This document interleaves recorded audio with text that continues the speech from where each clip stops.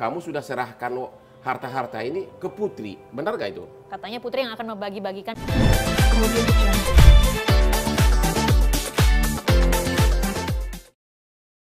Ya, Bung Teddy. Bung Teddy sebagai suami terakhir dari almarhum.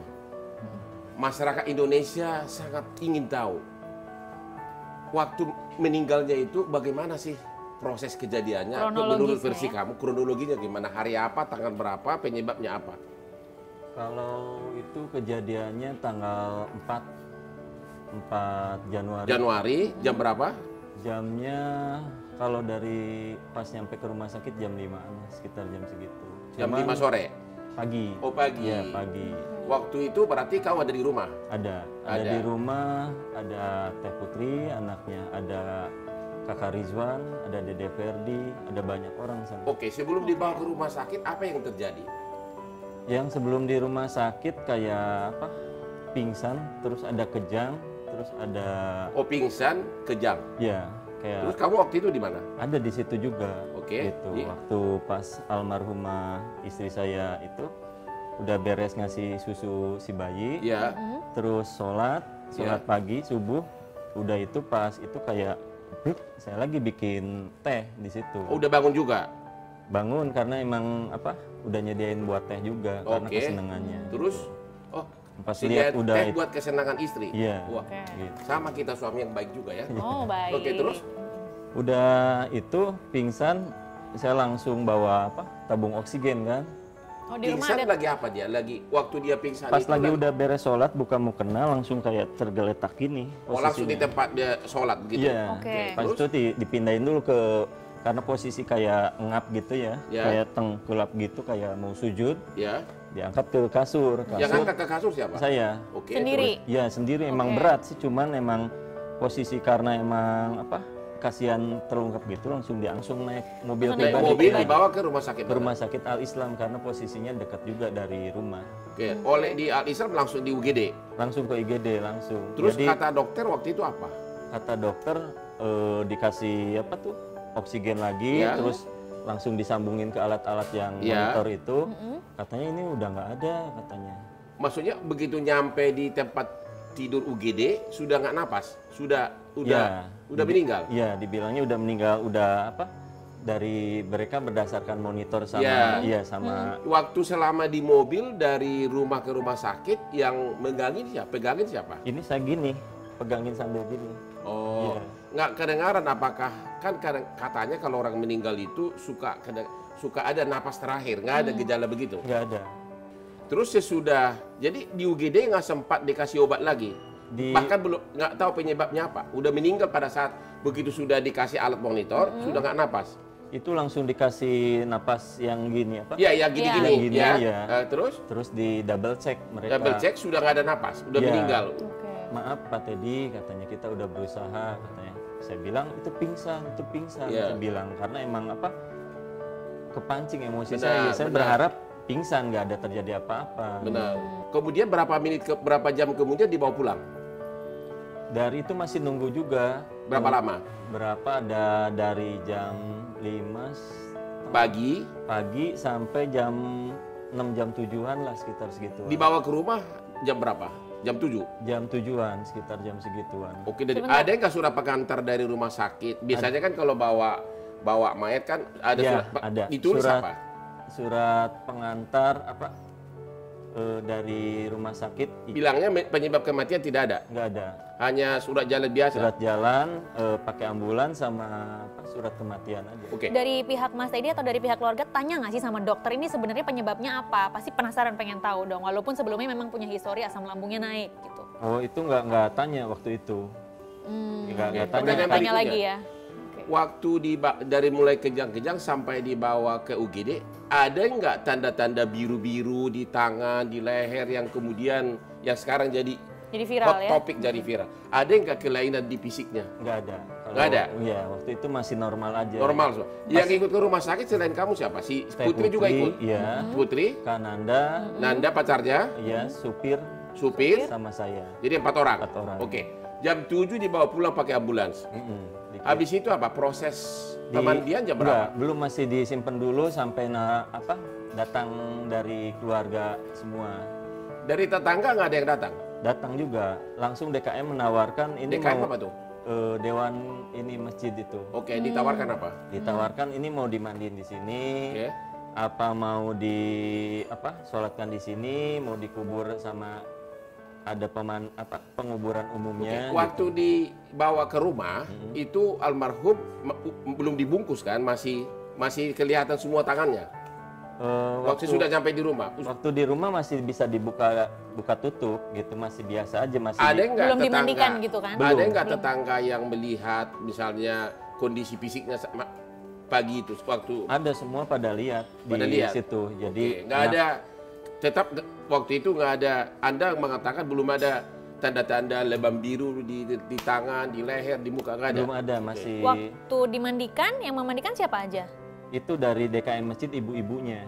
Jam berapa itu dimandikan? Dimandikan sekitar jam 9. Berarti jam 5 meninggal, jam 9 udah dimandikan? Ya, jam 9 dimandikan. Ada anggota keluarga nggak yang ikut memandikan? Ada Aiki, anaknya yang paling besar, sama Iki ikut Putri, memandikan juga? Ya. Oke, sama Kan Putri. waktu meninggal Aiki nggak ada. Waktu meninggal kan datang langsung ditelepon dari Jakarta. Ntar dulu, dari Jakarta, kan dari Jakarta butuh waktu 3-4 jam. Enggak macet waktu itu. Oke, Cuma jadi si Aiki sudah nyampe di rumah duka.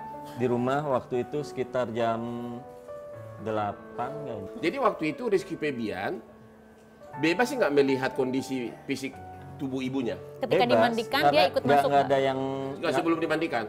Sebelum dimandikan itu silakan aja boleh lihat gitu. Jadi nggak ada yang ngalang-ngalangin, karena cuman waktu itu kan ada yang nggak kuat, ada yang kuat, makanya ditutup sama itu aja mukanya. Jadi kalau mau lihat silahkan. Habis itu dimandikan? Dimandikan. Baru kemudian apa yang terjadi kemudian?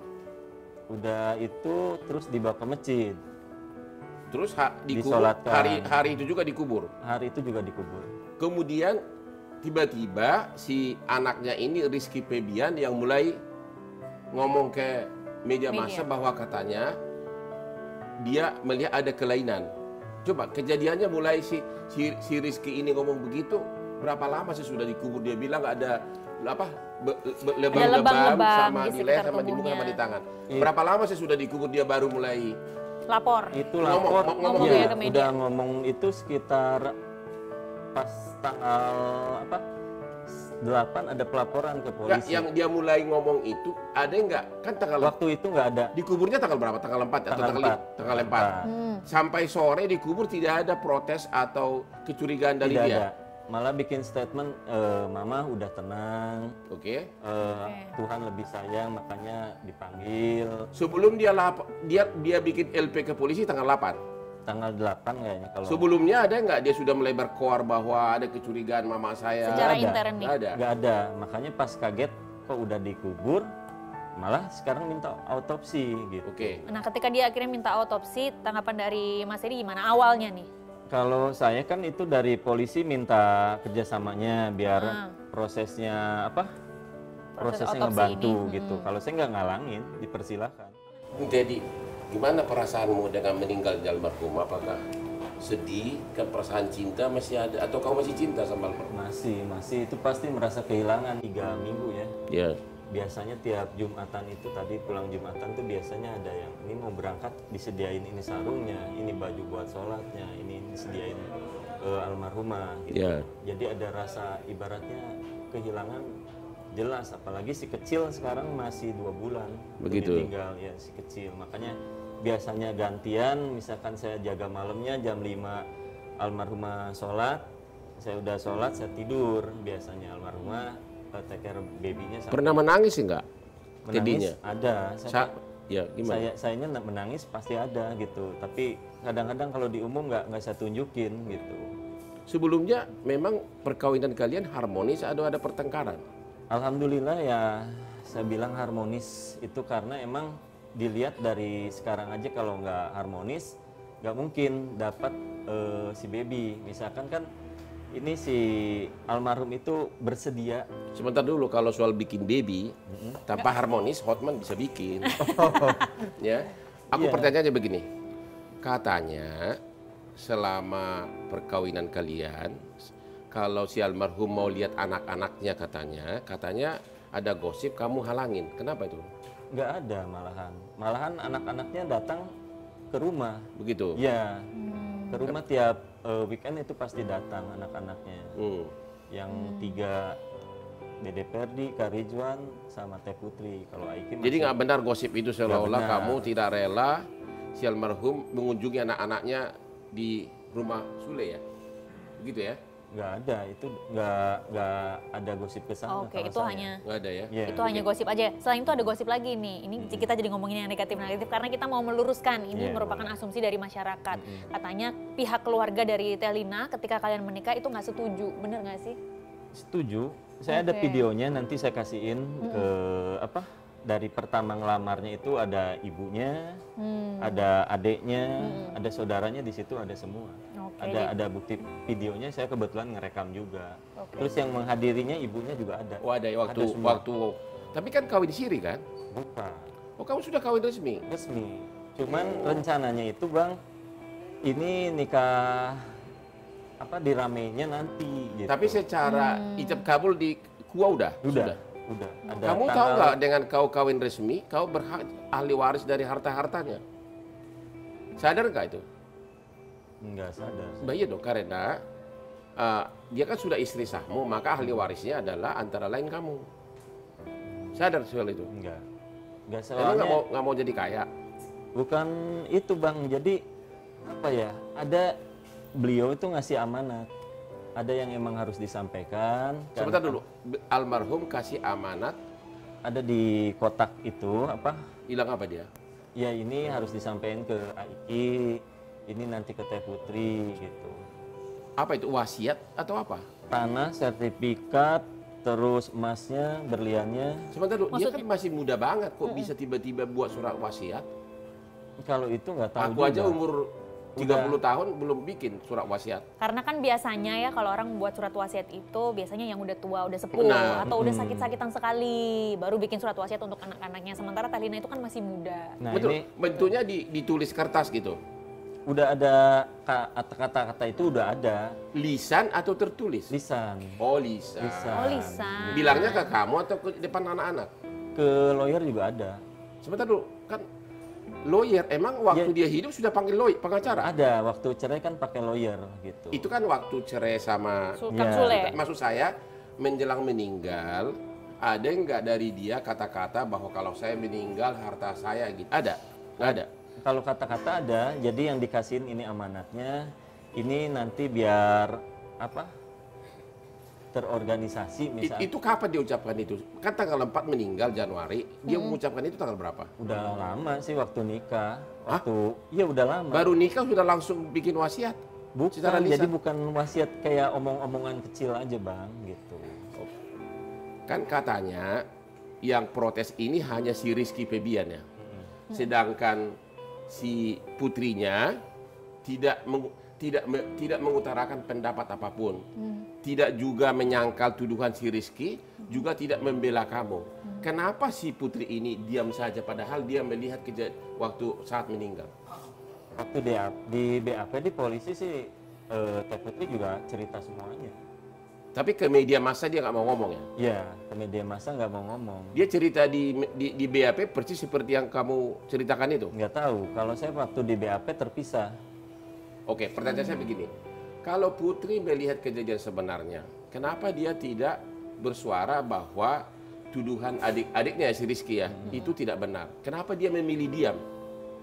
Itu juga nggak tahu. Kalau saya Teh Putrinya sendiri mungkin ada Pertimbangan sendiri gitu ya. Pertimbangan.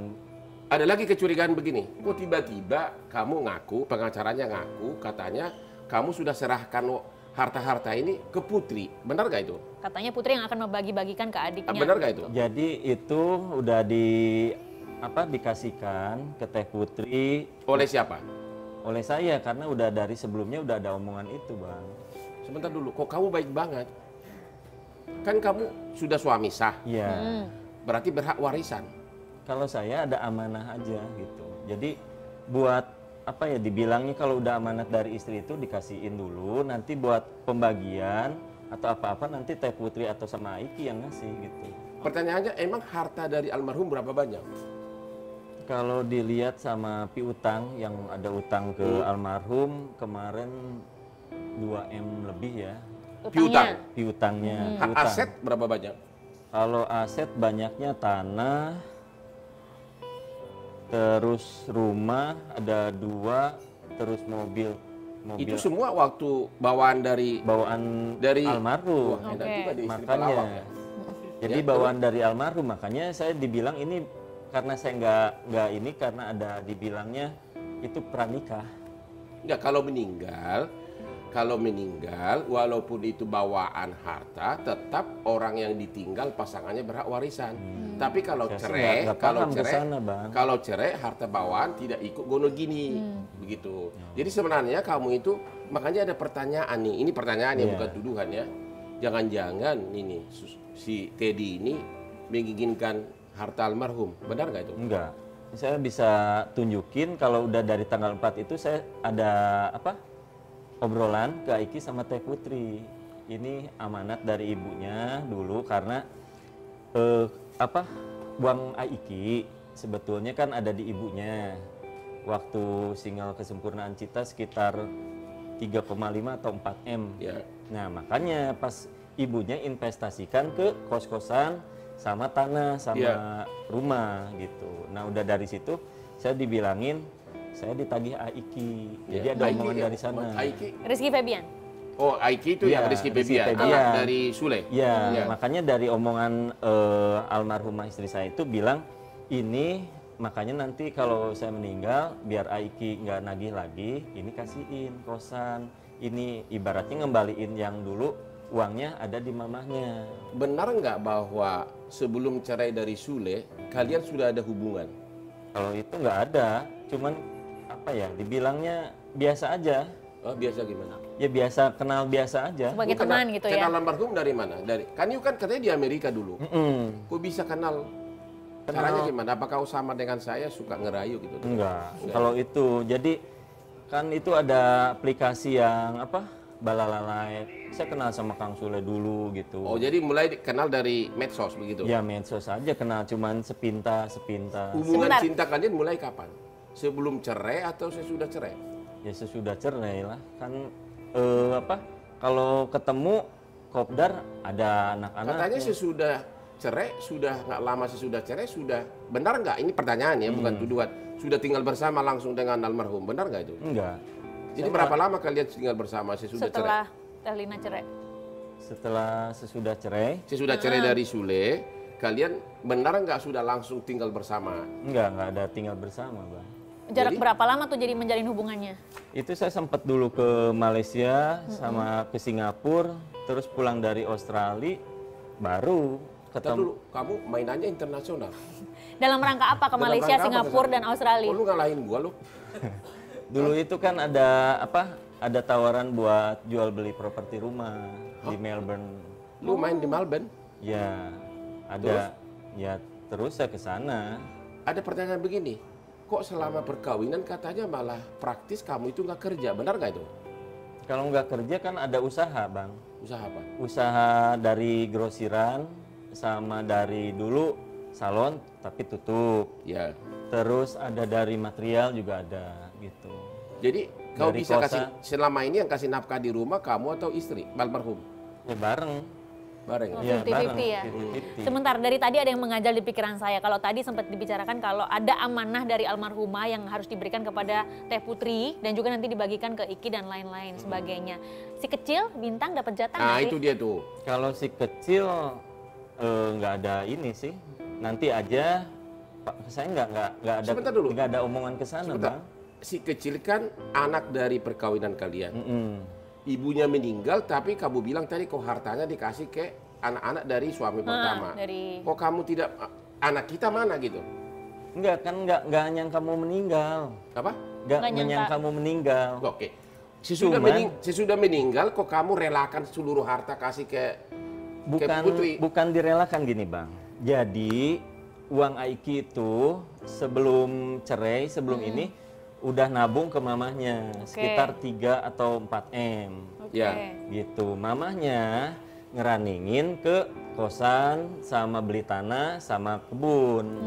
Kalau gini pertanyaannya begini, sesudah almarhum meninggal, kan di kuasa hukum mengatakan sudah dikasih ke si putri, masih ada yang harta lain sisa di kamu? Masih ada. Apa itu? Masih ada yang ini kan ruko belum serah terima. Ya, ada berapa harta lagi yang ada berapa persen lah dari yang telah diserahkan ke putri, ke anak dari suami pertama, yang tersisa di kamu ada berapa Sisanya banyak? berapa? Itu bukan di saya, jadi bentuknya masih ruko, kosan. Ya tadi yang belum diserahkan deh. Iya, itu. Pokoknya yang belum diserahkan ke si putri, kan karena walaupun belum diserahkan, walaupun masih cicilan, tapi kan kau yang mengelola nanti sebagai suami, mantan suami. Ada berapa banyak hartanya yang masih tersisa di luar yang sudah diserahkan ke si putri?